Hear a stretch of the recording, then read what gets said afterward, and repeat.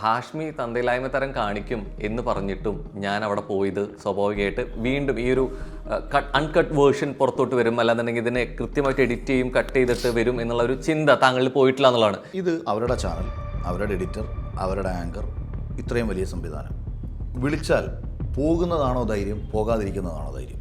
First ചോദ്യം, നാണമുണ്ടോടാ ഊളെ? ഹാഷ്മി പറഞ്ഞു കൊടുക്കുകയാണ്, നാണമുണ്ടോടാ ഊളെ എന്ന് ചോദിക്കണം. പക്ഷേ ഇത് കേട്ട് കഴിഞ്ഞപ്പോൾ എനിക്ക് തോന്നി ഇതൊരു പ്ലാൻഡ് അജണ്ടയാണ്. പുള്ളി തന്നെ പറഞ്ഞു കൊടുത്തുകൊണ്ട് തുടങ്ങുമ്പോൾ പുള്ളിക്ക് എന്തോ എൻ്റെ മുന്നിലൊന്ന് ജയിക്കണം എന്നുള്ള 5 ലക്ഷം രൂപ ഒരു ട്രാൻസ്ഫർ ചെയ്തു എന്ന് പറയുന്നത്, അതായത് നമ്മുടെ നിലവിലുള്ള ബാങ്ക് അക്കൗണ്ടുകൾ വഴിയല്ല നമ്മൾ തിരഞ്ഞെടുപ്പിൻ്റെ കണക്ക് കാണിക്കുന്നത്. പുതിയ ഒരു അക്കൗണ്ട് എടുക്കണം. ആ പുതിയ അക്കൗണ്ടിൽ നിന്ന് നമ്മൾ ആദ്യത്തെ നമ്മളെ കണക്കെന്ന് പറയുന്നത് നോമിനേഷൻ സമർപ്പിക്കാൻ വേണ്ടി നമ്മൾ കൊടുക്കുന്ന 20,000 രൂപ. ഈ 20,000 രൂപ നമ്മൾ കൊടുക്കുന്നതിന് ആ അക്കൗണ്ടിലേക്ക് ഇവർ നമുക്ക് 5 ലക്ഷം രൂപ ഇട്ടു. ഇതിനകത്തുനിന്ന് 1 രൂപ നമ്മളെടുത്ത് ചിലവഴിക്കണമെങ്കിലും ഇതിൻ്റെ കണക്കുണ്ടായിരിക്കണം. ഒരു തെരഞ്ഞെടുപ്പിൽ എത്ര രൂപ ചിലവെന്ന രോഹൻ്റെ വിചാരം? ശരിക്കും ആവശ്യപ്പെട്ടിരുന്നില്ലേ എത്ര എമൗണ്ട് വേണ്ടി വരും അല്ലെങ്കിൽ ചെയ്യേണ്ടി വരും ആവശ്യപ്പെട്ടിരുന്നു? ഇതൊക്കെ ഇത് നമ്മൾ ആ വിഷയത്തിലേക്ക് പോയി കഴിഞ്ഞാൽ എനിക്ക് തന്നെ വലിയ വിഷമം തോന്നിപ്പോകും. ഇവർ പറഞ്ഞതും ഇവർ ചെയ്തതും മറ്റു കാര്യങ്ങളൊക്കെ വെച്ച് നോക്കുമ്പോഴത്തേക്ക്. പോട്ടെ, ഞാനൊരു സാറ്റലൈറ്റ് ചാനലിൻ്റെ ഒരു പ്രോഗ്രാമിൽ പോയിരുന്നു. ഞാൻ സംസാരിക്കുന്നത് അവർ കട്ട് ചെയ്തോ എഡിറ്റ് ചെയ്തോ ഏത് രീതിയിലും എന്നെ പോർട്രേറ്റ് ചെയ്ത് അവതരിപ്പിച്ചു. നിങ്ങൾ കുറേ ആൾക്കാർക്ക് ഇഷ്ടപ്പെട്ടില്ല. അല്ലാതെ എൻ്റെ കുടുംബത്തിൽ ആരെങ്കിലും മരിച്ചോ, അല്ലെങ്കിൽ എനിക്കെന്തെങ്കിലും സംഭവിച്ചോ, എനിക്കെതിരെ വല്ല കേസ് കൊടുത്തു, നിങ്ങൾ എന്തടിസ്ഥാനത്തിലാണ് ഈ ഓക്കെ ആണോ എന്ന് ചോദിച്ചാൽ, BJP നിന്ന് 40 കോടി വാങ്ങിയ സാബു ജേക്കബും 2020യുടെയും കാര്യങ്ങളെയാണല്ലോ ഞാൻ പൊളിറ്റിക്കലി ആരോപണം ഉന്നയിച്ചത്. ആ വിഷയം അഡ്രസ്സ് ചെയ്തിട്ടില്ല.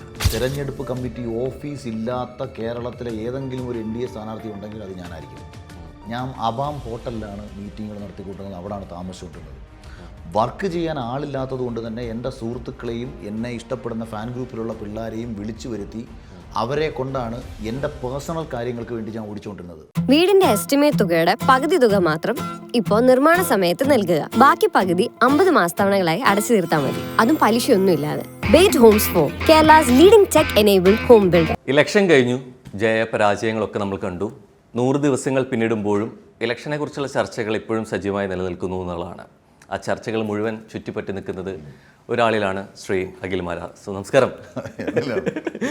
ഇപ്പോൾ ഏറ്റവും കൂടുതൽ സംസാരിച്ചുകൊണ്ടിരിക്കുന്നത് ജനകീയ കോടതിയെ കുറിച്ചാണ്, പ്രോഗ്രാമിനെ കുറിച്ചാണ്. അതെ, ഇത് ആദ്യമായല്ല ആ വേദിയുടെ ഭാഗമാവുന്നത്. അപ്പോൾ ഇതിനു മുമ്പും പോയിട്ടുണ്ട്. അപ്പം ഇവിടെ പ്രോഗ്രാം ശേഷം പറയുന്നൊരു കാര്യമുണ്ട്, ഹാഷ്മി തന്തയില്ലായ്മ തരം കാണിക്കും എന്ന് പറഞ്ഞിട്ടും ഞാൻ അവിടെ പോയത് സ്വാഭാവികമായിട്ട് വീണ്ടും ഈ ഒരു അൺകട്ട് വേർഷൻ പുറത്തോട്ട് വരും, അല്ലാന്നുണ്ടെങ്കിൽ ഇതിനെ കൃത്യമായിട്ട് എഡിറ്റ് ചെയ്യും, കട്ട് ചെയ്തിട്ട് വരും എന്നുള്ള ഒരു ചിന്ത താങ്കളിൽ പോയിട്ടില്ല എന്നുള്ളതാണ്.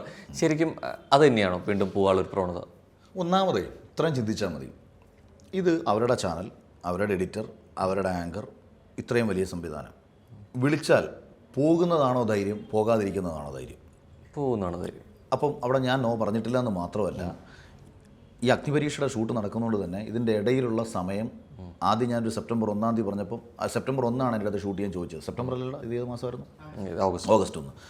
ഓഗസ്റ്റ് 1 ചോദിച്ചത്. ഓഗസ്റ്റ് 1 എനിക്ക് ഷൂട്ടുണ്ടെന്ന് പറഞ്ഞപ്പം ഞാൻ അങ്ങോട്ട് പിന്നെ രണ്ടാമത്, അതായത് അന്ന് നമുക്ക് വേറൊരു സമയം നോക്കാമെന്ന് പറഞ്ഞിട്ട് പിന്നീട് ഈ ഷൂട്ട് ചെയ്ത ഡേറ്റ് ഞാൻ അങ്ങോട്ട് വിളിച്ച് പറഞ്ഞതാണ്. ഞാൻ ഇന്ന ദിവസം ഞാൻ ഫ്രീ ആണ്, നമുക്ക് ആ ദിവസം നമുക്ക് ചെയ്യാം എന്ന് അങ്ങോട്ട് വിളിച്ച് പറഞ്ഞ ഒരാളാണ്. അതായത് എനിക്കൊരുത്തനെയും ഒന്നും ഒളിക്കുകയും വേണ്ട, മറയ്ക്കുകയും വേണ്ട, എനിക്ക് പേടിക്കുകയും വേണ്ട. കാരണം ഞാൻ പറയാനുള്ള കാര്യങ്ങൾ സ്ട്രെയിറ്റ് ആണ്. നിങ്ങൾ എൻ്റെ ഇൻറ്റൻഷനെ ചോദ്യം ചെയ്തിരുന്നാൽ മതി. എൻ്റെ പ്രവൃത്തികളിലോ എൻ്റെ സംസാരത്തിലോ ചിലപ്പം വൈരുദ്ധ്യങ്ങളുണ്ടാവും, പക്ഷേ ഇൻറ്റൻഷൻ പ്യുവറായിരിക്കും. ഞാൻ എല്ലായ്പ്പോഴും ഈ നാടിനും എൻ്റെ ജനങ്ങൾക്കും എന്നെ ഇഷ്ടപ്പെടുന്നവർക്കും അല്ലെങ്കിൽ വേദനിക്കുന്നവർക്കും നല്ലത് വരണമെന്ന് മാത്രമായിരിക്കും നമ്മുടെ ചിന്ത. ജനങ്ങൾക്ക് ഇപ്പോൾ നല്ലത് വരുന്ന ചിന്തിക്കുന്നുണ്ടാവും, ജനങ്ങളുടെ ഇഷ്ടത്തിനനുസരിച്ച് തീരുമാനമെടുക്കുന്ന ഒരാളല്ല. ഇഷ്ടമെന്ന് പറയുന്നത്, ഇപ്പം ഒരാൾ പറയും അഖിൽ മാരാരെ ബിഗ് ബോസിൽ ഭയങ്കര ഇഷ്ടമായിരുന്നു, പക്ഷേ പുള്ളിയുടെ രാഷ്ട്രീയത്തോട് ഞങ്ങൾക്ക് യോജിപ്പില്ല. അതിരിക്കട്ടെ, എന്താ നിൻ്റെ രാഷ്ട്രീയം? ഞാൻ കമ്മിയാണ്, നീയോ? ഞാൻ കുങ്ങി, നീയോ? ഞാൻ സംഘി. പിന്നെ എങ്ങനെ നിനക്ക് എന്നെ യോജിക്കാൻ പറ്റും? അപ്പം നിനക്കെന്നെ ഇഷ്ടമാണ്, എൻ്റെ രാഷ്ട്രീയത്തോട് യോജിപ്പില്ല എന്ന് പറഞ്ഞാൽ അത് എൻ്റെ കുഴപ്പമല്ല. നിനക്ക് രാഷ്ട്രീയം ഉണ്ടായതുകൊണ്ടാണ് നിനക്ക് എന്നോട് യോജിക്കാൻ പറ്റാത്തത്. നീ രാഷ്ട്രീയമില്ലാത്തൊരു നിഷ്പക്ഷനാണെങ്കിൽ 100% നീ എന്നോട് യോജിക്കും. ഇന്നും ഇത്രയും എതിർപ്പുകൾ വരുമ്പോഴും എത്ര പേരാണ് മെസ്സേജ് അയക്കുന്നത്, എത്ര പേര് നമ്മളെ സപ്പോർട്ട് ചെയ്യുന്നു. അത് ഞാൻ വെളിയിൽ പോകുമ്പോൾ ആൾക്കാർ പറയുന്നു, പലരും എൻ്റെ അടുത്ത് ചോദിച്ചു, കൈവാക്കിന് കാശ്മീർ നിന്നിട്ട് അവൻ്റെ മുഖത്തേക്ക് ഒരെണ്ണം കൊടുക്കാൻ എന്താണെന്നൊക്കെ. പിണറായി വിജയനെ യോജിക്കുന്ന ആളാണോ? പിണറായി വിജയന്റെ പൊളിറ്റിക്സിനോടല്ലേ യോജിപ്പില്ലാത്ത കൃത്യമായിട്ട് ആ പൊളിറ്റിക്സിനോടും അല്ലെ ഞാൻ പറയുന്നത് നമ്മളൊരു വ്യക്തിയെ ഒരാൾ ഇഷ്ടപ്പെടുന്നതിനെ ആളുടെ ആശയപരമായിട്ടും ആൾ എന്തിനോട് കൂടെ നിൽക്കുന്നു എന്നുള്ളൊരു കാരണമാക്കി ആളുകൾ മാറ്റുന്നില്ലേ? ഞാൻ പറഞ്ഞത് പിണറായി വിജയനെ എനിക്ക് ഇഷ്ടമല്ലാത്ത, ഞാൻ കമ്മ്യൂണിസ്റ്റ് വിരുദ്ധനായതോ അതെന്തുകൊണ്ടാണ് കമ്മ്യൂണിസ്റ്റ് വിരുദ്ധനായതുകൊണ്ട് പിണറായി വിജയനെ ഇഷ്ടപ്പെടാതിരിക്കണം? ആൾക്കൊരു വ്യക്തിയുണ്ട് ഇല്ലേ, ആളൊരു വ്യക്തിത്വം ഉണ്ടായിരിക്കും, ആളൊരു നേതൃത്വം ഉണ്ടായിരിക്കും. ഞാൻ ഒരു മിനിറ്റ്, പിണറായി വിജയൻ എന്ന വ്യക്തിയാണോ നമ്മൾ വിമർശിക്കുന്നത്? ജനങ്ങളുടെ വോട്ട് നേടി ജനങ്ങൾക്ക് വേണ്ടി ഞാൻ പറയുമ്പോഴൊക്കെ ആ വാക്ക് ഉപയോഗിക്കുന്നത് എന്താ, പിണറായി വിജയൻ എനിക്ക് ഇഷ്ടമല്ല എന്നുള്ള രീതിയിലേക്കാണ്. അപ്പൊ അതേപോലെ അഖിൽമാരാറിനെ ബീബി കണ്ട് ഇഷ്ടപ്പെടുന്ന ഒരാൾ അഖിൽമാരാറിന്റെ രാഷ്ട്രീയം കൊണ്ട് ഇഷ്ടപ്പെടാതിരിക്കും ചെയ്യാം അല്ലെ. എന്നെ വിമർശിക്കുന്നത് കൊണ്ട് ജനങ്ങൾക്ക് പ്രത്യേകിച്ച് ഗുണമൊന്നുമില്ല. കാരണം എനിക്കൊന്നും ചെയ്യാൻ പറ്റാത്തവനാ. ഞാൻ മുഖ്യമന്ത്രിയെ വിമർശിക്കുന്നത്, മുഖ്യമന്ത്രിക്ക് നാടിന് വേണ്ടി ഒരുപാട് കാര്യങ്ങൾ ചെയ്യാൻ പറ്റും. അപ്പോൾ എൻ്റെ വിമർശനം കൂടി, ഇപ്പം നമ്മൾ ദുരിതാശ്വാസ നിധിയുമായി ബന്ധപ്പെട്ടൊരു വിമർശനം ഉന്നയിക്കുമ്പോൾ നമ്മുടെ ഫസ്റ്റ് ചിന്ത എന്താ, ഈ വിമർശനത്തിൻ്റെ പേരിലെങ്കിലും ജനങ്ങൾക്ക് പ്രയോജനം ഉണ്ടാവട്ടെ എന്നാണ്. ഞാൻ രോഹനെ വെറുതെ തെറി വിളിക്കുന്നതും, രോഹടാ നീ ആ ഇൻ്റർവ്യൂവിൽ അന്ന് ഇന്ന രീതിയിൽ കുറേ ചോദ്യങ്ങൾ നീ ശ്രദ്ധിക്കണമായിരുന്നു എന്ന് പറഞ്ഞതും രണ്ടും രണ്ടാ. വ്യക്തിവിരോധമായി മാറരുത് വിമർശനം. ഞാൻ പിണറായി വിജയൻ എന്ന് പറയുന്ന വ്യക്തിയെ അല്ലല്ലോ, നമുക്ക് ഞാൻ അങ്ങനെ ആണെങ്കിൽ പുള്ളി പാർട്ടിയുടെ സംസ്ഥാന സെക്രട്ടറി ആയിരുന്നപ്പോഴും ഞാൻ തെറി വിളിച്ച് നടക്കണ്ടേ? ഞാൻ തെറി വിളിച്ച് നടന്നിട്ടില്ലല്ലോ. പിണറായി വിജയനെ സംസ്ഥാന സെക്രട്ടറി എന്നതിൽ എന്നെ സംബന്ധിച്ച് ബാധിക്കുന്നത് അത് പാർട്ടിക്കാർ വേണം അയാളെ തെറി വിളിക്കാൻ. മുഖ്യമന്ത്രിയെ നമ്മൾ വിമർശിക്കും. ഈ ജനകീയ കോടതി പ്രോഗ്രാമിന് ശേഷം അതിനെ വല്ലാതെ തെറ്റായി വ്യാഖ്യാനിച്ചു പോയി. അല്ലാന്നുണ്ടെങ്കിൽ ഒരുപക്ഷെ എൻ്റെ രാഷ്ട്രീയ ചായ്വാണ് ഈ പ്രോഗ്രാമിന് ഇത്രത്തോളം ആളുകളിലേക്ക് മാറ്റിയെടുത്തത്, മാനിപ്പുലേറ്റ് ചെയ്തതെന്ന് ചിന്തിക്കുന്നുണ്ടോ? ഇത് ചെയ്തൊരു മര്യാദയുടെ, അതാ ഞാൻ പറഞ്ഞത്, അതിൽ തോന്നിയൊരു വിഷമം തുടക്കത്തിൽ പറയാൻ വന്നൊരു കാര്യമാണ്. ആക്ച്വലി BJPയിൽ നിന്ന് 40 കോടി വാങ്ങിയ സാബു ജേക്കബും 2020യുടെയും കാര്യങ്ങളെയാണല്ലോ ഞാൻ പൊളിറ്റിക്കലി ആരോപണം ഉന്നയിച്ചത്. ആ വിഷയം അഡ്രസ്സ് ചെയ്തിട്ടില്ല. ആ വിഷയം വന്നിട്ടേ ഇല്ല. പകരം സാബു സാറെന്നൊക്കെ വിളിച്ചാണ് പുള്ളി സംസാരിച്ചത്. അതുമാത്രമല്ല, കംപ്ലീറ്റ്ലി എന്നെ കുറ്റക്കാരനാക്കുക എന്നതായിരുന്നു ലക്ഷ്യം. അല്ലാതെ 19 നിയോജക മണ്ഡലങ്ങളിൽ എന്തിന് 2020 സീറ്റ് കൊടുത്തു, റെലവൻ്റായിട്ട് ചോദിക്കേണ്ട ചോദ്യമാണ്. തൃക്കാക്കര 2020യുടെ A ക്ലാസ് മണ്ഡലമാണ് എന്നാണ് സാബു ജേക്കബ് പറഞ്ഞത്. തൃക്കാക്കര 2 പേരാണ് ഉണ്ടായിരുന്നത്, 2 പേർ. ഒരു ജെയിംസ് ഏട്ടനും ഒരു ഡോക്ടർ ടെറിയും. ബാക്കി ആൾക്കാരൊക്കെ അവിടെ ഇവിടെയൊക്കെ കണ്ടവരല്ലാതെ പ്രവർത്തിക്കാൻ എൻ്റെ കൂടെ ഉണ്ടായിരുന്ന 2 പേർ. ഒരു മണ്ഡലം തെരഞ്ഞെടുപ്പ് കമ്മിറ്റി ഓഫീസ് ഇല്ലാത്ത കേരളത്തിലെ ഏതെങ്കിലും ഒരു NDA സ്ഥാനാർത്ഥി ഉണ്ടെങ്കിൽ അത് ഞാനായിരിക്കും. ഒരു തെരഞ്ഞെടുപ്പ് കമ്മിറ്റി ഓഫീസില്ലാത്ത, ഞാൻ അബാം ഹോട്ടലിലാണ് മീറ്റിങ്ങുകൾ നടത്തിക്കൊണ്ടിരുന്നത്, അവിടെയാണ് താമസിച്ചുകൊണ്ടിരുന്നത്. വർക്ക് ചെയ്യാൻ ആളില്ലാത്തത് കൊണ്ട് തന്നെ എൻ്റെ സുഹൃത്തുക്കളെയും എന്നെ ഇഷ്ടപ്പെടുന്ന ഫാൻ ഗ്രൂപ്പിലുള്ള പിള്ളേരെയും വിളിച്ചു വരുത്തി അവരെ കൊണ്ടാണ് എൻ്റെ പേഴ്സണൽ കാര്യങ്ങൾക്ക് വേണ്ടി ഞാൻ ഓടിച്ചുകൊണ്ടിരുന്നത്. ബാക്കിയെല്ലാം കിടന്ന് കഷ്ടപ്പെട്ടത് ഇവിടെ ഉള്ള BJPക്കാരും BDJSകാരുമാണ്. ഇവർക്ക് ചിലവിന് പൈസ കൊടുക്കണം, ചിലവിന് പൈസ ആവില്ലേ? ഇവരിവിടെ വന്ന് ഹോട്ടലിൽ, ഞാൻ ഉൾപ്പെടെ ഹോട്ടലിലാണ് താമസിക്കുന്നത്, അബാം ഹോട്ടലിലാണ് താമസിക്കുന്നത്. എൻ്റെ സുഹൃത്തുക്കളും നാട്ടുകാരും അടുപ്പമുള്ളവരും എല്ലാം വന്ന് ഇവർക്ക് ഞാൻ റൂം എടുത്ത് കൊടുത്ത് ഇവിടെ താമസിപ്പിക്കുക. ഇവർ ജോലിയില്ലാതെ എനിക്ക് വേണ്ടി വന്ന് പണിയെടുക്കുമ്പോൾ ഇവർക്ക് ശമ്പളം കൊടുക്കണ്ടേ? എൻ്റെ മാനേജർക്ക് മാത്രം ഞാൻ ഈ തെരഞ്ഞെടുപ്പിൽ എൻ്റെ കൂടെ നിന്നതിന് 1.5 ലക്ഷം രൂപയും കൊടുത്തു, ഒരു മൊബൈൽ ഫോൺ ഞാൻ വാങ്ങിക്കൊടുത്തു. അതെന്തെന്ന് വെച്ചാൽ അയാൾ എൻ്റെ കൂടെ ആത്മാർത്ഥമായിട്ട് നിന്നൊരാളാണ്. ശരിക്കും തൃക്കാക്കരയിൽ 2020 പ്രവർത്തകരില്ല. അപ്പോൾ 2 പേരെ ഉണ്ടായിരുന്നുള്ളൂ രോഹ, 2 പേർ. പിന്നെ എങ്ങനെയാണ് A ക്ലാസ് മണ്ഡലമാവുന്നത്? ഇപ്പോൾ അത് സാബു ജേക്കബിനോട് ചോദിക്കണം. ചോദിച്ചില്ലേ? സാബു ജേക്കബ് എങ്ങനെ A ക്ലാസ് ആക്കിയെന്നറിയാവോ? ഇവർക്ക് മുമ്പ് ഇവിടെ ഡോക്ടർ ടെറി മത്സരിച്ചപ്പം 13,000 വോട്ട് കിട്ടി. ഈ ഡോക്ടർ ടെറി എന്ന് പറഞ്ഞാൽ കാക്കനാട് ടൗണിൽ ഹോസ്പിറ്റൽ നടത്തുന്ന ഒരു വളരെ സൗമ്യനായ, വളരെ ക്വാളിറ്റിയുള്ള ഒരു നല്ല ഡോക്ടറും ഒരു വലിയ കുടുംബ പാരമ്പര്യമുള്ള ഒരു നല്ല മനുഷ്യനുമാണ്. ഒരു നല്ല ക്രിസ്ത്യൻ മനുഷ്യനാണ്, ക്രിസ്ത്യൻ കുടുംബത്തിൽപ്പെട്ട ഒരാളാണ്. അദ്ദേഹത്തിൻ്റെ വ്യക്തിപരമായിട്ടുള്ള ഒരു ഇടപെടൽ കഴിഞ്ഞ കുറേ വർഷങ്ങളായിട്ട് തൃക്കാക്കര മണ്ഡലത്തിലെ കാക്കനാട്ടിൽ അദ്ദേഹം വർഷങ്ങളായിട്ട് ജനങ്ങളുമായിട്ടുള്ള അദ്ദേഹത്തിൻ്റെ ബന്ധത്തിൽ നിന്നും സഭാപരമായ അദ്ദേഹത്തിനുള്ള അടുപ്പത്തിൽ നിന്നും അദ്ദേഹം ഇവിടുത്തെ വലിയൊരു ക്ലബിൻ്റെ റക്ക പോലെ മറ്റൊരു വലിയ ക്ലബ്ബുണ്ട്, അതിൻ്റെ പ്രസിഡൻ്റ് കൂടിയാണ്, പ്രസിഡൻറ്റും ആയിരുന്നു. ആ മനുഷ്യന് അദ്ദേഹത്തിൻ്റെ വ്യക്തിപരമായ സ്വാധീനത്തിൽ അദ്ദേഹം കുറേ വോട്ട് പിടിച്ചു. കൂട്ടത്തിൽ 3 രാഷ്ട്രീയ പാർട്ടികളോടും എതിർപ്പുള്ള തൃക്കാക്കരയിലെ ജനങ്ങൾ 2020 വോട്ട് കൊടുത്തു. 3 രാഷ്ട്രീയ പാർട്ടികൾ ഇഷ്ടമല്ലാത്തവരുണ്ടല്ലോ, അവർ വോട്ട് കൊടുത്തു. PT തോമസിനോട് എതിർപ്പുണ്ടായിരുന്ന കുറച്ച് ആൾക്കാരുണ്ടായിരുന്നു. ആക്ച്വലി PT സഭയ്ക്കെതിരെയൊക്കെ പറഞ്ഞതുകൊണ്ട് ഈ വോട്ട് കിട്ടിയപ്പം ഇത് 2020യുടെ വോട്ടാണെന്ന് പുള്ളി അങ്ങ് വരുത്തി തീർത്തു. എന്നിട്ടാണ് BJPയെ പറ്റിച്ചത്. ഇനി തൃക്കാക്കരയിൽ മുനിസിപ്പാലിറ്റി തിരഞ്ഞെടുപ്പിൽ ഏതാണ്ട് 17ഓളം പേർ മത്സരിച്ചു. 7,000ഓളം വോട്ടാണ് ഈ 17 പേർക്കും കൂടെ മൊത്തത്തിൽ കിട്ടിയത്. ഇവരെല്ലാവരും ഇവിടുത്തെ അത്യാവശ്യം പൈസയുള്ള ആൾക്കാരാണ്. ഈ പൈസയുള്ള ആൾക്കാരെ സ്ഥാനാർത്ഥിയാക്കി വെച്ചിട്ട് ഇദ്ദേഹം വലിഞ്ഞു. ഇതിൽ 13 ആൾക്കാർ എൻ്റെ കൂടെ പത്രസമ്മേളനം നടത്താൻ തയ്യാറാണെന്ന് പറഞ്ഞതാണ്. ഒരു കൗൺസിലർ ജയിച്ചു. ആ ജയിച്ച കൗൺസിലറുടെ ഭർത്താവിൻ്റെ ജോലി പോയി. അവർ അവരുൾപ്പെടെ മത്സരിച്ച ഒരാൾ പോലും തിരഞ്ഞെടുപ്പിൽ എൻ്റെ കൂടെ പ്രവർത്തനത്തിന് വന്നില്ല. ഒരൊറ്റ ഒരാൾ പോലും വന്നില്ല. ശരിക്കും ഇതിൽ നിൽക്കുമ്പോൾ അതിന് മുമ്പ് കൃത്യമായിട്ട് ഈ തെരഞ്ഞെടുപ്പ് പ്രചരണത്തിന് വേണ്ട ഫണ്ട് എന്നുള്ള രീതിയിലേക്ക് അതെങ്ങനെയാണ് ശരിക്കും ഇനി തെരഞ്ഞെടുപ്പ് സമയത്ത് ഞാൻ അയച്ച മെസ്സേജുകൾ വേണമെങ്കിൽ ഞാൻ അയച്ചു തരാം. അന്നേരം ഈ പ്രശ്നങ്ങളൊക്കെ ഞാൻ ഇപ്പോൾ പറയുന്നതാണോ അന്ന് പറയുന്നത് ആണോ നോക്ക്. ഏപ്രിൽ 5-ാം തീയതി ഞാൻ അയക്കുന്ന മെസ്സേജ്: സാർ, ഒരു പേഴ്സണൽ സജഷൻ. തൃക്കാക്കരയിലെ എല്ലാ മേഖലയിൽ നിന്നും നമുക്ക് വലിയ സ്വീകാര്യത ലഭിക്കുന്നുണ്ട്. പ്രത്യേകിച്ച് മുസ്ലിം സമൂഹത്തിൻ്റെ ഇടയിൽ നിന്നും സ്വീകാര്യത ലഭിക്കുന്നുണ്ട്. അതേസമയം പ്രാദേശിക നേതൃത്വം വളരെ ആക്റ്റീവുമാണ്. എന്നാൽ 2020 പ്രവർത്തകർ ആരും സജീവമല്ല. ആകെ 5 പേരിൽ താഴെ മാത്രമാണ് ആക്റ്റീവ്. ഇത് ഏപ്രിൽ 5-ാം തീയതി ഞാൻ സാബു ജേക്കബിന് അയക്കുന്ന മെസ്സേജാണ്. ഇനി പിന്നെ നമ്മൾ ഇത് കൂടുതൽ ഞാൻ ആ സമയത്ത് കമ്മ്യൂണിക്കേഷൻ ചെയ്യുന്നത് ശരിക്കും ഈ വിഷയങ്ങളെ കുറിച്ചൊക്കെ അവിടെ സംസാരിച്ചിരുന്നോ ജനകീയ കോടതിയിൽ? ഞാൻ സംസാരിച്ചത് എനിക്ക് ഫേവറായിട്ട് വരും എന്ന് തോന്നുന്ന എല്ലാം പുള്ളി കട്ട് ചെയ്ത് കളഞ്ഞു. ശരിക്കും ഒരു അൺകട്ട് വേർഷൻ ഇറക്കിയിരുന്നെങ്കിൽ, അല്ലെങ്കിൽ ഒരു പക്ഷേ ഇത് ലൈവ് ആണെന്നുണ്ടെങ്കിൽ ഇനി ഞാൻ വരാൻ തയ്യാറാവുമെന്ന് പറയുന്ന ഒരാൾ, അതിൻ്റെ ഒരു അൺകട്ട് വേർഷൻ ആണെങ്കിൽ എന്താ ശരിക്കും മിസ്സായിട്ടുള്ളത് എന്തായിരിക്കും? അതായത് ഈ ഞാൻ എങ്ങനെയാണ് 2020 വന്നതെന്നും ഇന്നലകളിൽ എൻ്റെ രാഷ്ട്രീയവും കാര്യങ്ങളും ഉൾപ്പെടുന്ന എല്ലാ കാര്യങ്ങളും വിശദീകരിച്ച് കഴിയുമ്പോൾ മാത്രമേ ജനത്തിന് എന്തുകൊണ്ടാണ് ഞാനിങ്ങനൊരു നിലപാടെടുത്തതെന്ന് മനസ്സിലാവത്തുള്ളൂ. കൂട്ടത്തിൽ അതിപ്പോൾ നമ്മൾ ഇതിനകത്തിപ്പോൾ അങ്ങനെ എക്സ്പ്ലെയിൻ ചെയ്യേണ്ട കാര്യമൊന്നുമില്ല. ഇതൊക്കെ ഞാൻ നേരത്തെയും പറഞ്ഞ കാര്യങ്ങളൊക്കെ തന്നെയാണ്. അപ്പം ഇതുൾപ്പെടെ എല്ലാ കാര്യങ്ങളും ഞാൻ ഹാഷ്മിയോട് കൗണ്ടർ ചെയ്യുന്നുണ്ട്. അതിനേക്കാളും വലിയൊരു പ്രശ്നം ഇപ്പോൾ രോഹൻ ഒരു ചോദ്യം ചോദിക്കുന്നു, രോഹൻ ഞാൻ പറയുന്നത് കേൾക്കുന്നു, എന്നെ മറുപടി പറയാൻ സമ്മതിക്കുന്നില്ല. പുള്ളിയുടെ മൈക്കിൻ്റെ ഓളിയും കൂട്ടി വെച്ചേക്കുകയാണ്. അപ്പോൾ ഇതിപ്പോൾ നമ്മൾ അൺകട്ട് വേർഷൻ ഇറക്കിയാലും പ്രയോജനപ്പെടത്തില്ല. സംസാരിക്കുമ്പോൾ മൈക്ക് കട്ട അങ്ങനെയുണ്ടോ? ഓളിയം താന്നിരിക്കുകയാണ്. ഞാൻ പറയുന്നതിൻ്റെ ഓഡിയോ ലെവൽ താന്നിരിക്കുകയാണ്. അതുകൊണ്ട് ഹാഷ്മി ഭയങ്കരമായിട്ട് സംസാരിച്ചുകൊണ്ടിരിക്കുമ്പം ഞാൻ ഇടയ്ക്കിരുന്ന് പറയുന്നതൊക്കെ ജനങ്ങൾക്ക് കേൾക്കുന്ന വളരെ കുറവാണ്. അതേ ഇത് പ്രശ്നം അപ്പുറത്ത് കാണിക്കുന്നുണ്ടോ? ജിൻഡോൻ്റെ സൈഡിലും കാണിക്കുന്നുണ്ടോ? ഇല്ല. OG സുനിലിനെ ഇപ്പം ഇവിടുത്തെ വലിയ മറ്റേ മയക്കുമരുന്നോ മറ്റേതോ അങ്ങനെ എനിക്ക് വലിയ ഡീറ്റെയിൽ ആയിട്ട് പുള്ളിയെക്കുറിച്ച് അറിയത്തില്ല. പക്ഷേ കുറേ ആരോപണങ്ങളും മറ്റും കേൾക്കുന്ന ആളാണല്ലോ OGയെ പോലെ ഒരാളെ വിളിച്ചുകൊണ്ടിരുത്തി ഹാഷ്മി വെളുപ്പിച്ചെടുക്കാനാണ് ശ്രമിച്ചത്. ശ്രദ്ധിച്ചാൽ മനസ്സിലാവും. എല്ലാം പറഞ്ഞ് പുള്ളിയെ അല്ലാതെ കൗണ്ടർ അറ്റാക്ക് ചെയ്ത് OGക്കെതിരെ അങ്ങനല്ല. പുള്ളിയുടെ പൊതുവെ ഹാഷ്മിയുടെ മറ്റുള്ള ജനകീയ കടന്നു നോക്കിക്കഴിഞ്ഞാൽ ഹാഷ്മിക്ക് താല്പര്യമില്ലാത്ത വിഷയങ്ങൾ വന്നാൽ ഹാഷ്മിക്ക് ആകെ വെപ്രാളമാണ്. പ്രത്യേകിച്ച് കഴിഞ്ഞ ജനകീയ കോടതിയുടെ ഒരു ആഫ്റ്റർ എഫക്റ്റ്, ഒരു 13,000 കമൻസ് പഴയ ജനകീയ കോടതി കിടപ്പുണ്ട്.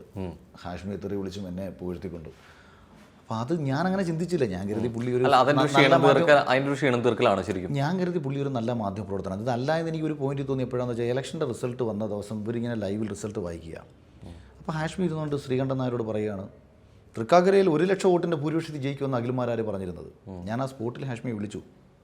അതെവിടെ ഞാൻ പറഞ്ഞെന്ന് പറഞ്ഞിട്ട്, തൃക്കാക്കര നമ്മൾ തൃക്കാക്കരയെ നല്ലെന്നേ, അതിനി ധർമ്മടം പിണറായി വിജയനെതിരെ ആയിക്കോട്ടെ, ഇനി വാരാണസിയിൽ നരേന്ദ്രമോദിക്കെതിരെ പോയി മത്സരിക്കുന്നതായിക്കോട്ടെ, ഒരു തെരഞ്ഞെടുപ്പിനെ നമ്മൾ നേരിടുമ്പം നമ്മുടെ ഒപ്പമുള്ള ആൾക്കാർക്ക് കോൺഫിഡൻസ് കൊടുക്കണം. ഇല്ലെങ്കിൽ അവർ നമുക്ക് വേണ്ടിയിട്ട് അതായത് ഇപ്പം നമ്മുടെ കൂടെ നിൽക്കുന്നതല്ലല്ലോ രാഷ്ട്രീയ പ്രവർത്തനം. ഇവരുടെ പ്രദേശത്ത് വോട്ട് പിടിക്കാൻ പോകണ്ടേ? ഇവരുടെ വാർഡുകളിലും ഇവരുടെ ബൂത്തുകളിലും ഇവർ പോയി പ്രസ്താവനകൾ കൊടുക്കണം. അവർക്കറിയാവുന്ന ആൾക്കാരുടെ അടുത്ത് പറയണം. അപ്പോൾ ആ സ്വാഭാവികമായിട്ടൊരു മറുചോദ്യം വരും, ഇവിടെയൊക്കെ 2020 നിന്ന് ആരെങ്കിലും ജയിക്കുമോ? അന്നേരം പറയണം, അല്ലല്ല, അഖിൽമാരാർക്ക് നല്ല സാധ്യതയുണ്ട്, അത് പുള്ളി ഇങ്ങനെയൊക്കെ പറഞ്ഞിട്ടുണ്ട്. അപ്പം ഞാൻ പറയുന്ന കാര്യങ്ങൾ അവർ കേൾക്കുകയും ആ സാധ്യതകളെ അവരെന്ത് ചെയ്യും, എന്നിലൂടെ കേട്ട കാര്യങ്ങളെ അവരുടെ ചുറ്റുപാടുമുള്ള വോട്ടർമാരോട് പറഞ്ഞ് വിജയസാധ്യതകളെക്കുറിച്ച് ഇവർ സംസാരിക്കും. അതിനു വേണ്ടിയാണ് നമ്മളിത് സംസാരിക്കുന്നത്. അപ്പം നമ്മൾ പലപ്പോഴും ഈ സംസാരിക്കുന്നത് ആ ന്യൂസ് സ്പ്രെഡായി താഴെ ചെന്ന് താഴെത്തട്ടിലുള്ള ആൾക്കാർക്ക് കോൺഫിഡൻസ് കൊടുക്കാൻ വേണ്ടിയിട്ടാണ്. അല്ലാണ്ട് എങ്ങനെയാണ് ഒരു ഇന്ത്യയുടെ കാൻഡിഡേറ്റ് അവിടെ ഏകപക്ഷീയമാക്കാൻ ശ്രമിച്ചിട്ടുണ്ടോ ജനകീയ കോടതി?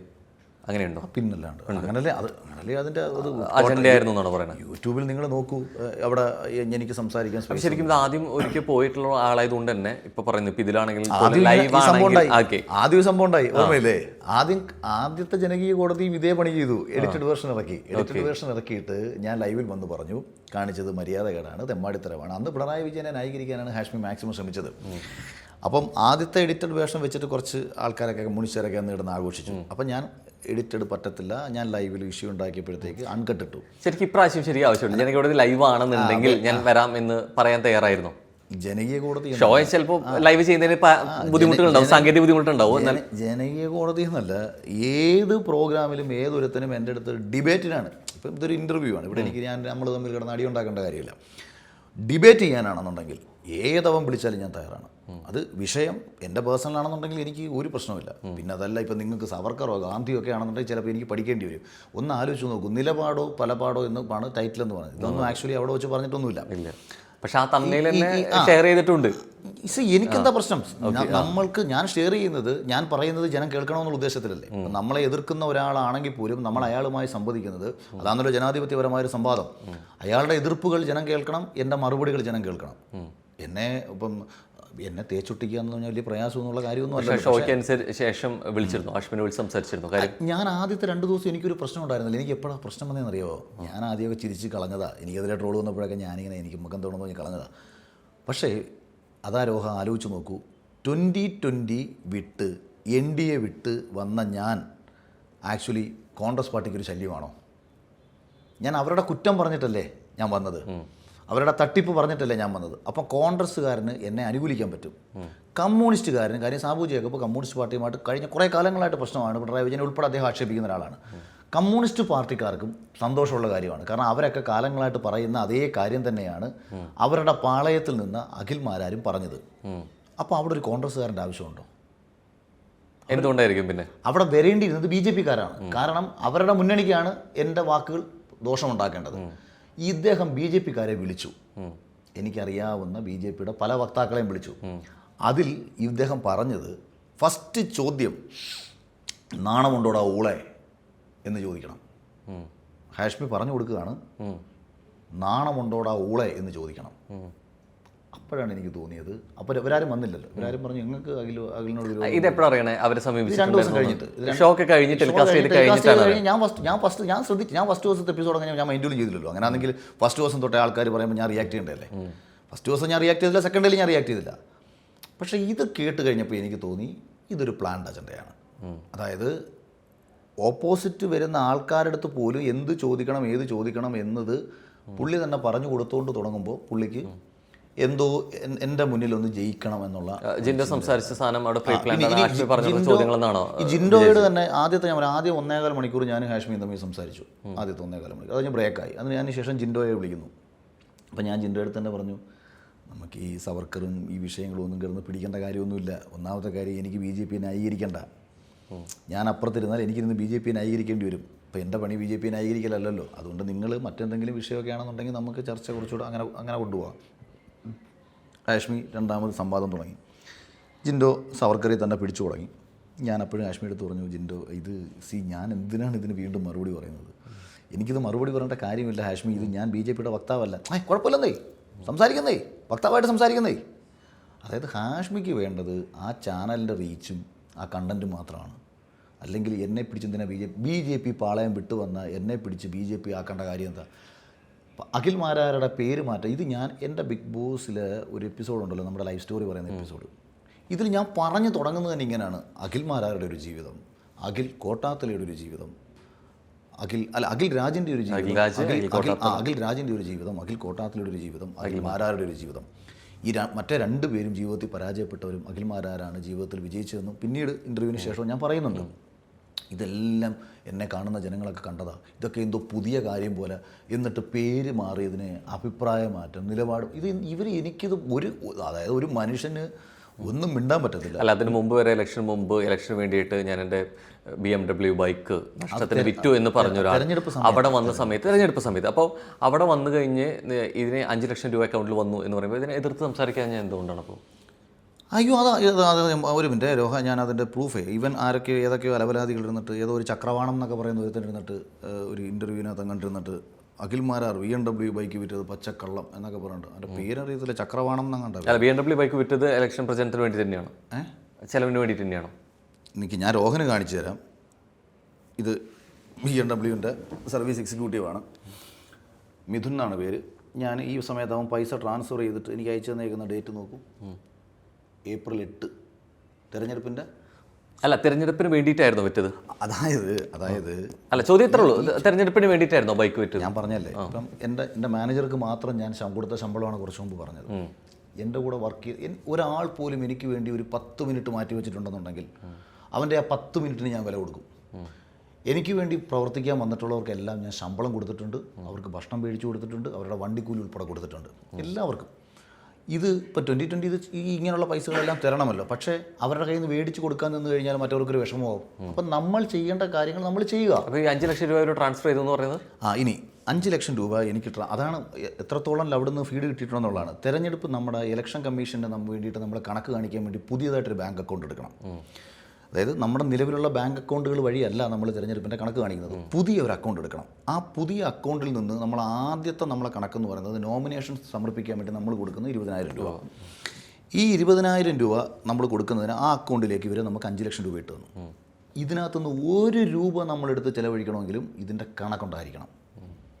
അതായത് ആ 5 ലക്ഷം രൂപ എന്ന് പറയുന്നത് നമ്മൾ CID മൂസയിൽ ദിലീപ് പറയുന്ന കണക്ക് തൂക്കിയിട്ടുകൊണ്ട് നടക്കാനാണോ സാറേ തോക്കെന്ന് പറയുന്ന കണക്ക് ആ പൈസ നമുക്കെടുത്ത് ചിലവഴിക്കാൻ പറ്റത്തില്ല.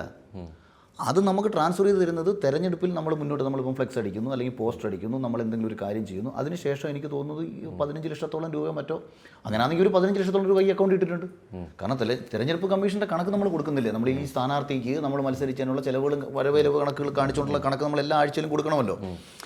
ഇതെടുത്ത് വെച്ചിട്ട് ഈ ഒരാൾക്ക് ശമ്പളം കൊടുക്കാൻ പറ്റൂ, അല്ലെങ്കിൽ ഒരാൾക്ക് ഫുഡ് മേടിച്ച് കൊടുക്കാൻ പറ്റൂ, ഒരാൾക്ക് റൂം എടുത്ത് കൊടുക്കാൻ പറ്റൂ, പോസ്റ്റ് ഇട്ട് പാതിരാത്രിക്ക് പോസ്റ്റ് ഇട്ടുകൊണ്ട് നിൽക്കുമ്പം അവിടെ നമ്മളങ്ങോട്ട് ചെയ്യുന്ന അവർക്ക് ഫുഡ് മേടിച്ച് കൊടുക്കാൻ നിങ്ങളുടെ കയ്യിൽ പൈസ വെച്ചോ. ഈ എമൗണ്ട് വിനിയോഗിക്കേണ്ടത് പിന്നെ എന്തിനു വേണ്ടിയിട്ടാണ്? ഇത് തെരഞ്ഞെടുപ്പിലെ ഓരോ വരവ് ചിലവ് കണക്കുകളും. അതായത് ഫസ്റ്റിലത്തെ വരവ് ചിലവെന്ന് പറയുന്നത് നമ്മുടെ 20,000 രൂപയോളം നമ്മൾ ഇതിന് കൊടുക്കുക, അതായത് നാമനിർദ്ദേശ പത്രികയ്ക്ക് കൊടുക്കുക. പിന്നീട് നമ്മൾ ആ ആഴ്ചയിൽ നമ്മൾ എന്തെല്ലാം ചെയ്തു എന്നുള്ളതിൻ്റെ കണക്കുകൾ, അതായത് ഇപ്പം നമ്മൾ പോസ്റ്ററും ഫ്ലെക്സും ഒക്കെ വെക്കുന്നുണ്ടല്ലോ, ഇതിൻ്റെയൊക്കെ ബില്ലും കാര്യങ്ങളും എല്ലാം വേണം. പിന്നെ നമ്മൾ ചെയ്യുന്നതിൻ്റെ അതായത് വിത്ത് ബില്ല് വരുന്ന ചിലവുകൾ, ഇതാണ് നമ്മൾ അവിടെ കൊടുക്കുന്നത്. അല്ല ചോദിക്കുന്നത്, ഈ വരുന്ന പോസ്റ്റർ അടിക്കുന്നത്, അല്ലെങ്കിൽ ഫോട്ടോഷൂട്ട് നടത്തുന്നു, പ്രചരണം നടത്തുന്നു, അതിൻ്റെ വാഹന ഗതാഗത ചെലവ്, ഭക്ഷണ ചെലവ്, വണ്ടി വരുന്നത്, ഇതൊക്കെ ശരിക്കും ഇതിൽ പെടുന്നതല്ലേ? ഞാൻ ചോദിക്കുന്നത്, ഇവർക്ക് നമുക്ക് ഒരു തെരഞ്ഞെടുപ്പിൽ എത്ര രൂപ ചിലവെന്നാലോ അവൻ്റെ വിചാരം? ശരിക്കും ആവശ്യപ്പെട്ടിരുന്നില്ലേ എത്ര എമൗണ്ട് വേണ്ടി വരും അല്ലെങ്കിൽ ചെയ്യേണ്ടി വരും ആവശ്യപ്പെട്ടിരുന്നു? ഇതൊക്കെ ഇത് നമ്മൾ ആ വിഷയത്തിലേക്ക് പോയി കഴിഞ്ഞാൽ എനിക്ക് തന്നെ വലിയ വിഷമം തോന്നിപ്പോകും. ഇവർ പറഞ്ഞതും ഇവർ ചെയ്തതും മറ്റു കാര്യങ്ങളൊക്കെ വെച്ച് നോക്കുമ്പോഴത്തേക്ക്. പോട്ടെ, ഇന്നത്തെ ഒരു തെരഞ്ഞെടുപ്പിൽ മത്സരിക്കാൻ ഒരു സ്ഥാനാർത്ഥിക്ക് 3 കോടി മുതൽ 5 കോടി രൂപ വരെ ചിലവ് വരും. ഇതിൻ്റെ 3 കോടിയുടെ 1/3 പോലും തൃക്കാക്കര ചിലവഴിച്ചിട്ടില്ല. പിന്നെ അല്ലറ ചില്ലറ ചിലവുകൾ അവർ ചെയ്തിട്ടുണ്ട്, അത് ഞാൻ ചെയ്തു തന്നെ പറയുകയും ചെയ്തിട്ടുണ്ടല്ലോ. പക്ഷേ ഇത് ചെയ്യാൻ വേണ്ടിയിട്ട് നമ്മൾ ഒരാളെ കിടന്ന് വിളിക്കണം, ഇതും കിടന്ന് വിളിച്ചുകൊണ്ടിരിക്കാൻ പറ്റത്തില്ല. കാര്യങ്ങൾ പടപടയെന്ന് നടക്കണം. ആ ബൈക്ക് വിറ്റ പൈസയും ഈ തെരഞ്ഞെടുപ്പിന് വേണ്ടിയിട്ട് ചിലവഴിക്കേണ്ടി വന്നു. ഞാൻ 2 കാര്യം പറയാം. ബൈക്ക് ഞാൻ വിൽക്കുക എന്ന് പറയുന്നത് ഞാനൊരു രാഷ്ട്രീയക്കാരനായി മാറുകയാണ്. ഒരു സൂപ്പർ ബൈക്കും കൊണ്ട് നടക്കുന്ന ഒരു രാഷ്ട്രീയക്കാരനെ കേരളത്തിന് ആവശ്യമുണ്ടോ? പ്രശ്നമൊന്നുമില്ല, അതോ ഇതായിട്ടൊരു ബന്ധമില്ല. അവനവന് ഇഷ്ടമുള്ള വണ്ടി അവന്റെ സമ്പാദ്യം ഉണ്ടെങ്കിൽ ചെയ്യുന്നതിൽ പ്രശ്നമൊന്നുമില്ല. ഇതെല്ലാം പറയാൻ കൊള്ളാം രോഹ, ഇതെല്ലാം പറയാൻ കൊള്ളാം. കേരളത്തിൽ ഏതെങ്കിലും രാഷ്ട്രീയക്കാരൻ ഒരു ആഡംബര വാഹനത്തിൽ നടന്നാലോ, അല്ലെങ്കിൽ അവനൊരു ആഡംബര ജീവിതം നയിക്കുന്നത് കണ്ടാലോ അവനെ ആക്ഷേപിച്ചില്ലാതാക്കും. അവൻ എത്ര അധ്വാനിച്ച് പണം ഉണ്ടാക്കിയാലും അത് മാറ്റം. സ്വാഭാവികമായിട്ട് പണ്ട് മുഖ്യമന്ത്രിമാരുടെ അംബാസഡർ കാറിലാണ്, ഇപ്പൊ പോകുന്നത് കരുണാകരൻ ബെൻസിലൊക്കെ നടന്നിട്ടുണ്ട്. പക്ഷേ ഞാൻ പറയുന്നത് അവർ ബെൻസി നടക്കണം. കാര്യം ഏറ്റവും അവർക്ക് ബെൻസ് എടുക്കാൻ അവന്റെ സ്വന്തം പലരും പല സാമ്പത്തിക ശേഷിയിൽ നിന്ന് വരുന്നവരായിരിക്കും, ഫാമിലി ബാക്ക്ഗ്രൗണ്ടിൽ നിന്ന്. നമ്മുടെ സമൂഹത്തിന്റെ ഒരു കുഴപ്പം എന്താണെന്ന് വെച്ചാൽ നമ്മൾ ഇങ്ങനെ എല്ലാത്തിനെയും പോർട്രേറ്റ് ചെയ്ത് വെച്ചേക്കുകയാണ്. ഇപ്പം അമ്പലത്തിൽ കച്ചേരി പാടുന്ന ഒരാൾ ഒരു വെള്ള ജുബയും മുണ്ട് കൊടുത്ത് പാടിയെങ്കിലേ ആ കച്ചേരി കേൾക്കാൻ സുഖമുള്ളൂ. അവനൊരു നിക്കറും ഇട്ട് ഒരു ടീഷർട്ട് ഇട്ടിരുന്ന് അവൻ കച്ചേരി പാടിയാൽ നമുക്ക് കേൾക്കാൻ നമുക്കൊരു സുഖമില്ല. ശരിക്കും അഖിൽമാരാർ അങ്ങനെ മാറുമായിരുന്നു. പ്രത്യേകിച്ച് കുറച്ചുകൂടി സ്റ്റൈലിഷ് ആയിട്ട് ഡ്രസ്സ് ചെയ്ത് നടക്കുന്ന ഒരാളാണ്. പ്രത്യേകിച്ച് ഈവന്റുകളിൽ വരുമ്പോൾ, പബ്ലിക് ഈവന്റുകളൊക്കെ വരുമ്പോൾ, പ്രത്യേകിച്ച് ജാക്കറ്റ് ഇട്ട് വന്നിട്ട് വരെ കുറെ വിമർശനങ്ങൾ വന്നിട്ടായിരുന്നു. രാഷ്ട്രീയക്കാരനായിട്ട് മാറിയിരുന്നെങ്കിൽ ശരിക്കും ആ വേഷവിധാനത്തിൽ മാറ്റം വരുമായിരുന്നു. ഞാൻ ആദ്യം ഇലക്ഷനിൽ പോലും ഞാൻ ആദ്യം നോർമൽ വേഷത്തിൽ ഇറങ്ങി. അപ്പം എൻ്റെ കൂടെ പ്രവർത്തിക്കാൻ വന്ന ആൾക്കാർക്ക് ഒരു ബുദ്ധിമുട്ട്. അങ്ങനെ അതാ ഞാൻ പറഞ്ഞത്, അവരുടെ ബുദ്ധിമുട്ട് കൊണ്ടാണ് അവർക്ക് വേണ്ടിയിട്ട് നമ്മൾ വിചാരിക്കുന്നത് ഓക്കെ. കാരണം അവർ പറയുന്നത് അഖിലേ ഇത് ഇപ്പോൾ സെലിബ്രിറ്റിയൊക്കെ ആണെന്നുണ്ടെങ്കിലൊക്കെ ഓക്കെ, പക്ഷേ രാഷ്ട്രീയക്കാരനൊക്കെ ആകുമ്പോഴത്തേക്ക് അങ്ങനെ. കാരണം വെച്ചാൽ അവർ പരമ്പരാഗത ശൈലിയിലുള്ള രാഷ്ട്രീയ പ്രവർത്തനം നടത്തി ശീലിച്ചു വന്നവരാണ്. അവർക്കിതേ വഴങ്ങൂ. ഇപ്പം അതാ ഞാൻ പറഞ്ഞു, ഞാൻ നമ്മൾ മാറ്റം കൊണ്ടുവരില്ല വേണ്ട. ഞാൻ ഇലക്ഷനിൽ ഒരു സാധാ ഇന്നോവയിലാണ് നടന്നത്. എനിക്ക് വേണമെന്നുണ്ടെങ്കിൽ എൻ്റെ വണ്ടിയിൽ തന്നെ നടക്കാം. പക്ഷേ ഒന്ന് ആലോചിച്ചു, ഞാനൊരു സാധാരണ ഒരു കോളനിയിൽ ഒരു ബെൻസിലോട്ടൊക്കെ വന്നങ്ങോട്ട് ഇറങ്ങി ആ പാവങ്ങളുടെ അടുത്തോട്ട് ചെല്ലുന്നത് കാണാനല്ല ജനം ഇരിക്കുന്നത്. അവന് ഞാൻ ഓട്ടോറിക്ഷ, കാരണം അവിടെയാണ് കാപട്യം വരുന്നത്, അഭിനയിക്കുന്നത് ആൾക്കാർ. അപ്പോൾ ഇത് നമ്മുടെ നാടിൻ്റെ ഒരു വലിയ കുഴപ്പമാണ്. നമ്മൾ എല്ലാത്തിനെയും ഇങ്ങനെ പോർട്രേറ്റ് ചെയ്തൊരു ടെംപ്ലേറ്റിൽ ഇട്ടേക്കുകയാണ്. ഇപ്പം അതാ ഞാൻ പറഞ്ഞത്, ഞാൻ വിചാരിച്ചു ഞാൻ 1 വർഷമായിട്ട് 1.5 വർഷമായിട്ട് BMW ആകെ ഉപയോഗിച്ചത് 1250 കിലോമീറ്ററാണ്. കാരണം എനിക്ക് ഉപയോഗിക്കാൻ സമയം കിട്ടുന്നില്ല. ഞാൻ വെറുതെ ഈ വണ്ടി എടുത്ത് വെച്ചേക്കുകയാണ്. പിന്നെ ഇലക്ഷൻ സമയമായപ്പോഴത്തേക്ക് ഇപ്പം എൻ്റെ അക്കൗണ്ടിൽ കിടക്കുന്ന പൈസ ചിലവഴിക്കേണ്ട, എനിക്ക് എന്തായാലും ഇവർ ചിലവാക്കുന്ന പൈസ തരാമെന്ന് പറഞ്ഞിട്ടുണ്ട്. അപ്പോൾ പിന്നെ ഏറ്റവും നല്ല കാര്യം BMW ബൈക്കങ്ങ് വിറ്റ് പെട്ടെന്നൊരു പൈസ അറേഞ്ച് ചെയ്യാൻ വേണ്ടിയിട്ട് നമ്മൾ ആ വണ്ടി അന്നേരം മാന്യമായൊരു പ്രൈസ് വന്നോ തോന്നിയപ്പോൾ ഞാനതങ്ങ് വിറ്റു. ഇലക്ഷൻ പ്രചരണത്തിന് തന്നെ ഉപയോഗിക്കുകയും ചെയ്തു. അല്ലാതെ മൊത്തം തന്നു. ഇതൊക്കെ അന്നത്തെ ഇത് ഹാഷ്മിക്കും ഇത് കേട്ടിട്ടില്ല, ഒരു പക്ഷേ രോഹനും കേട്ടിട്ടില്ല. ഞാനിത് പറഞ്ഞതിന് ശേഷം ഞാൻ പറഞ്ഞു പോകുന്നത്, ഈ ചെലവാക്കിയ പൈസയെല്ലാം അവർ എനിക്ക് തിരിച്ചു തന്നു തന്നെയാണ്. അത് ഈ പൈസ കൊണ്ട് ഉൾപ്പെട്ടതാണ്. ഞാൻ ചെലവാക്കിയ പൈസകൾ ഇലക്ഷന് വേണ്ടി ബൈക്ക് വിറ്റു, ആ പൈസ ഞാൻ തെരഞ്ഞെടുപ്പിൽ തൃക്കാക്കരയ്ക്ക് വേണ്ടി എത്ര രൂപ എൻ്റെ കയ്യിൽ നിന്ന് ചെലവായിട്ടുണ്ടോ എല്ലാം അവർ എനിക്ക് തന്നു. ഞാൻ ഒന്ന് ചോദിച്ചോട്ടെ, ഇപ്പം ആദ്യം തന്നെ പറഞ്ഞ ആളാണ്. 2020 ഭാഗമായി നിൽക്കുന്ന സമയത്ത് അവരുടെ വികസന രാഷ്ട്രീയത്തെ കുറിച്ച് സംസാരിച്ചു. അതുകൊണ്ടാണ് യോജിക്കാൻ പറ്റുന്നതെന്ന് പറഞ്ഞു. അത് കഴിഞ്ഞ ശേഷം നിന്ന് 2020 ഭാഗമായിട്ട് അല്ലാതെ മാറുമ്പോൾ, അതിൽ നിന്ന് ഒഴിയുമ്പോൾ പറയുന്നു അടിസ്ഥാനപരമായിട്ടൊരു രാഷ്ട്രീയ ബോധം പോലും ഇല്ലാത്ത ആളാണ് സാബു ജേക്കബ് എന്ന് പറഞ്ഞു. 2020 സ്ഥാനാർത്ഥിയായിട്ട് തൃക്കാക്കരയിൽ നിന്ന് ജയിച്ച് MLA ആയിരുന്നെങ്കിൽ 2020 ഭാഗമായിട്ടാണ് ഇപ്പോഴും നിലനിർത്തുന്നതായിരുന്നു. നിങ്ങൾക്ക് ഇപ്പോഴും ഈ പറയുന്നത് മനസ്സിലാവുന്നില്ല. ഞാൻ നേരത്തെ ചോദിച്ച ചോദ്യം ചെയ്യാം. റിപ്പോർട്ടർ ചാനലിൽ നിന്ന് മാറ്റി രോഹനെ ഏഷ്യാനെറ്റ് കൊണ്ടുവന്നാൽ പിന്നെ പ്രശ്നമുണ്ടോ? ഈ സ്ഥാനം ഇവിടെ അക്കോമഡേഷൻ നമുക്ക് കൃത്യമായി അക്കോമഡേഷൻ എന്ന് പറഞ്ഞാൽ ഈ MLA പണിയൊന്നും പറഞ്ഞാൽ നല്ല പണി, എത്ര എളുപ്പമുള്ള പണിയൊന്നുമല്ല. ഇത് ചെയ്യാൻ ശേഷിയുള്ളവന് ഇത് ചെയ്യാൻ പറ്റും. പക്ഷെ അറിഞ്ഞുകൊണ്ട് തന്നെയല്ലേ വരുന്നത്. ആ താല്പര്യം കൂടിയുണ്ട്. അതെവിടെയാണ് താല്പര്യമാവുന്നത്? ജനങ്ങൾക്ക് വേണ്ടി പ്രവർത്തിക്കാൻ താല്പര്യമുള്ളവനെ ഒരു MLA ആയിട്ട് ഇരിക്കാൻ പറ്റും. ഒരു ജനങ്ങൾക്ക് പ്രവർത്തിക്കാൻ അപ്പുറത്തേക്ക് ഇപ്പോൾ ഒരു MLA കിട്ടുന്ന ശമ്പളത്തിനേക്കാൾ എത്രയോ ഇരട്ടിയാണ് അയൽമാരാർ സംഭവിച്ചുകൊണ്ടിരിക്കുന്നത് അല്ലെ? ഇതൊക്കെ മാറ്റി അവിടെ നിൽക്കുന്നുണ്ടെങ്കിൽ ഒരു ജനക്ഷേമ ജനനന്മ ഒരു പൊതുപ്രവർത്തകന്റെ POV അവിടെ വരുന്നുണ്ട്. അതല്ലാതെ വരാൻ അവിടെയാണ് എൻ്റെ തുടക്കം. ഞാൻ അത് തന്നെയാണ് ജനകീയ കോടതിയിൽ ഞാൻ പറയുന്നുണ്ട്. ഇപ്പം മീശ മാധവനെ നിങ്ങൾ കള്ളാന്ന് വിളിച്ചു. ഇപ്പോൾ മാധവൻ പറയുന്നുണ്ട് മാധവൻ എങ്ങനെ കള്ളനായെന്ന്. എന്നിട്ട് അയാൾ ഇങ്ങനെ ഫ്ലാഷ് ബാക്ക് പറയും. എൻ്റെ അടുത്ത് പോയി ഒരാൾ അഖിൽമാരാർ അഭിപ്രായം മാറ്റി. ഞാൻ അഭിപ്രായം ഒരുപാട് തവണ മാറ്റിയിട്ടുണ്ട്. ഞാൻ 2006 കോളേജിൽ ഫാത്തിമ കോളേജിൽ പഠിക്കാൻ പോകുമ്പോൾ അച്ഛന് കൊടുത്ത ആദ്യത്തെ വാക്ക് സിവിൽ സർവീസ് എഴുതി IPS കാരനായിട്ട് വരുമെന്നുള്ളത്. അതുകൊണ്ടാണ് എഞ്ചിനീയറിങ്ങിന് പോകാതെ ഞാൻ കോളേജിൽ പോകുന്നത്. അച്ഛന് കൊടുത്ത വാക്ക് ഞാൻ മാറ്റി. കാര്യം ഞാൻ കോളേജിൻ്റെ അവസാന കാലഘട്ടത്തിൽ ഒരു പെൺകുട്ടിയെ പ്രണയിച്ചു. ഞാൻ പ്രണയിച്ച പെൺകുട്ടി കാസ്റ്റ് പ്രകാരം മുക്കോ സമുദായത്തിൽപ്പെട്ടൊരു കുട്ടിയാണ്. മുക്കോ സമുദായത്തിൽപ്പെട്ടൊരു കുട്ടിയെ ഇപ്പുറത്ത് NSSൻ്റെ ഭാഗമായിട്ട് നിൽക്കുന്ന ഞാൻ വിവാഹം കഴിച്ചാൽ ഉണ്ടാവാൻ പോകുന്ന പ്രശ്നങ്ങൾ എനിക്കറിയാം. ഞാൻ ആ പെൺകുട്ടിയെ വിവാഹം കഴിക്കണമെങ്കിൽ എനിക്ക് ജോലി വേണം. അപ്പോൾ അച്ഛന് കൊടുത്ത വാക്ക് മാറ്റി ആ പെൺകുട്ടിക്ക് വേണ്ടിയിട്ട് ഞാൻ ജോലിക്ക് പോയി. അവിടെ ആദ്യം അഭിപ്രായ വ്യത്യാസങ്ങൾ അച്ഛനുമായിട്ട് അവിടെ ഉണ്ടാകുന്നു. അതിനുശേഷം ഞാൻ ജോലിക്ക് പോയിക്കൊണ്ടിരിക്കുന്നുണ്ട്. ഞാനൊരു അമേരിക്കൻ കമ്പനി ജോലിക്ക് കയറുമ്പം എൻ്റെ ലക്ഷ്യം വീട് വെക്കണം. വീട് വെച്ച് മാറി താമസിച്ചെങ്കിലേ ജാതിയൊന്നുമില്ലാത്ത ഒരു സിസ്റ്റം എനിക്ക് ഉണ്ടാക്കിയെടുക്കാൻ പറ്റൂ. നാളെ വരും തലമുറയോട് ജാതിയില്ലാത്ത ഒരാളായിട്ട് നിങ്ങൾ വരണം എന്ന് പറയണമെങ്കിൽ അത് പ്രൂവ് ചെയ്ത് കാണിച്ചു കൊടുക്കാൻ എനിക്ക് പറ്റും. വേറെ വീട് വെച്ച് മാറി താമസിക്കാൻ തീരുമാനിച്ചു. 54,000 രൂപയുടെ ശമ്പളം കിട്ടുന്നൊരു ജോലി 2010 കിട്ടി. പിന്നീട് പ്രണയം ഞങ്ങളെ രണ്ടുപേരുടെയും ചിന്തകൾ ഒരേ രീതിയിലല്ലെന്നും ഭാവിയിൽ അതൊരു ഡൈവോഴ്സിലേക്ക് കലാശിക്കാൻ സാധ്യതയുണ്ടെന്നും അന്നേ മനസ്സിലാക്കിയ ഞാൻ നമുക്ക് മുന്നോട്ട് പോകുന്നതിൽ അർത്ഥമില്ലെന്ന് ആ കുട്ടിയോട് പറയുകയും ആ കുട്ടിയുടെയും മറ്റ് ചില പ്രശ്നങ്ങളൊക്കെ കാരണം ഞങ്ങൾക്കിടയിൽ അഭിപ്രായ വ്യത്യാസങ്ങൾ വന്നു. ആ പ്രണയം ഇല്ലാതാകുന്ന സമയത്ത് ഞാൻ വീണ്ടും തീരുമാനം മാറ്റി. ഇനി ഈ കമ്പനിയിൽ തുടരുന്നില്ല. എനിക്ക് ദൈവം തന്ന കഴിവുകൾ ഉപയോഗിച്ച് മുന്നോട്ട് സഞ്ചരിക്കണം, ജീവിതത്തിൽ എന്തെങ്കിലും ആകണമെന്ന് തീരുമാനിച്ചിട്ട് കിട്ടിയ ജോലികളെല്ലാം ഉപേക്ഷിച്ചിട്ട് ഞാൻ സിനിമക്കാരനായിട്ട് ഇറങ്ങാൻ തുടങ്ങി. 2010 വിനീത് ശ്രീനിവാസനെ കാണാൻ വേണ്ടി പോകുന്നു. 2012 അവസാനം 13 തുടക്കവും മറ്റോ എൻ്റെ നാട്ടിലൊരു സാധാരണക്കാരന് ഒരു വലിയ മുതലാളിയിൽ നിന്നുണ്ടായ ഒരു കുറേ പ്രശ്നങ്ങൾ, അതിനെ തുടർന്ന് അയാളെ സഹായിക്കാൻ ആരുമില്ലാത്തൊരവസ്ഥ.